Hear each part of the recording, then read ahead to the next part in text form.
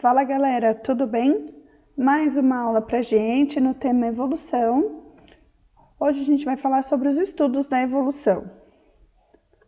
Então, para estudar a evolução, tudo começou com a descoberta dos fósseis, que eram restos de seres vivos de épocas passadas, ou mais facilmente seus vestígios, né? Dificilmente a gente encontra um ser vivo inteiro, ou vestígios como pegadas, túneis, trilhas, que indicam a passagem daquela espécie, e em condições especiais de conservação.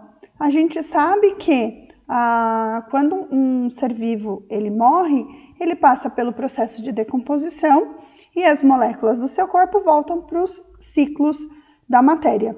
Em condições especiais de conservação, então, a gente mantém algumas estruturas que a gente chama de fóssil.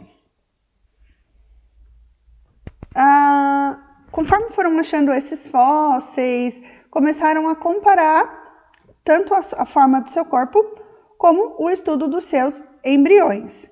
Então, a embriologia e a anatomia comparadas determinam o grau de parentesco entre os seres vivos.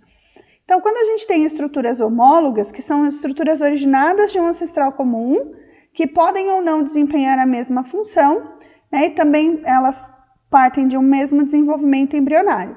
Então, se a gente olhar essa primeira fotinho aqui, eu tenho um membro superior humano, o do cão, o do pássaro e o da baleia.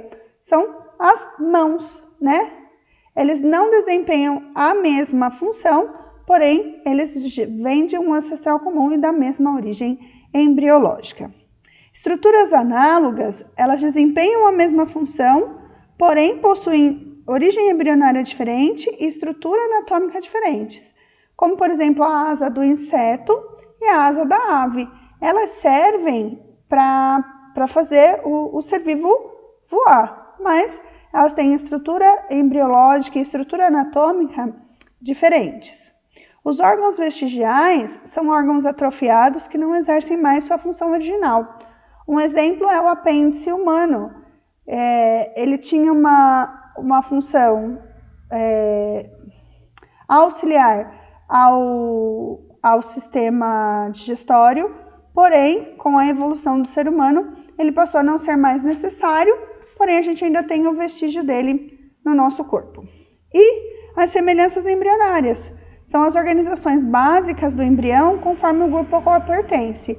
Eu trouxe para vocês a semelhança do embrião dos vertebrados. O peixe, o anfíbio, o réptil, a ave e o mamífero, no início do seu desenvolvimento embrionário, eles são muito semelhantes. Depois, com a sua diferenciação, é que a gente vai gerando cada uma das espécies.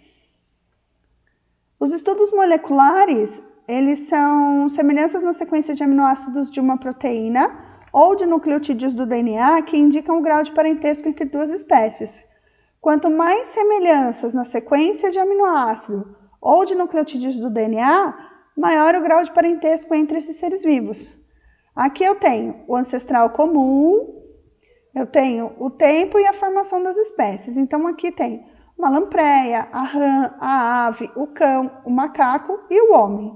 Se a gente for ver as semelhanças entre as sequências de aminoácidos de uma proteína ou nucleotídeos do DNA, a gente tem um grau de parentesco muito grande entre o homem e o macaco, maior do que entre o homem e a ave, por exemplo.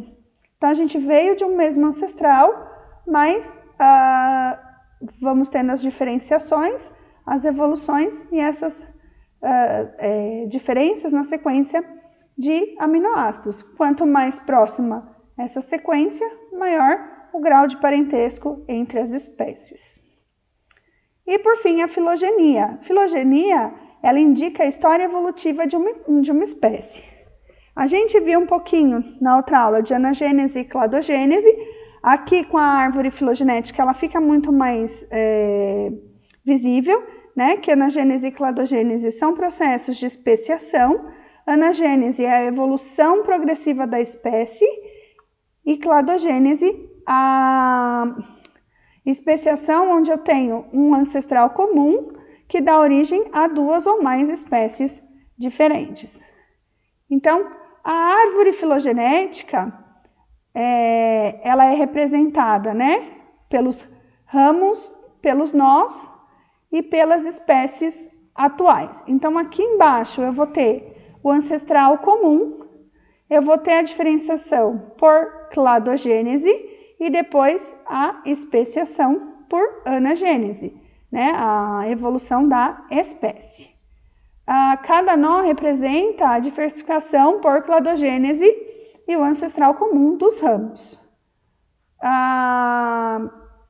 Então, se a gente lembrar um pouquinho lá do grupo Plantae, a gente tem briófitas, pteridófitas, gimnospermas e angiospermas, onde eu tenho, eu não tenho formação de vasos condutores, então eu tenho briófitas. Então aqui eu teria briófita. Aqui seria a minha,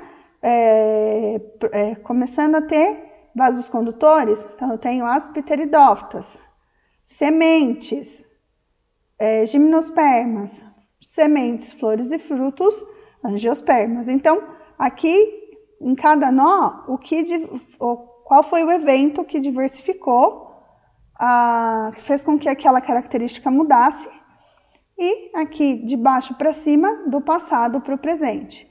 Aqui em cima, então, eu tenho as espécies atuais. Bom, era isso que eu queria falar para vocês. A gente fecha um pouco aqui a questão da evolução com a filogenia. Espero que vocês tenham entendido, tenham gostado. Até a próxima aula. Deixem um like, se inscrevam no canal e até mais.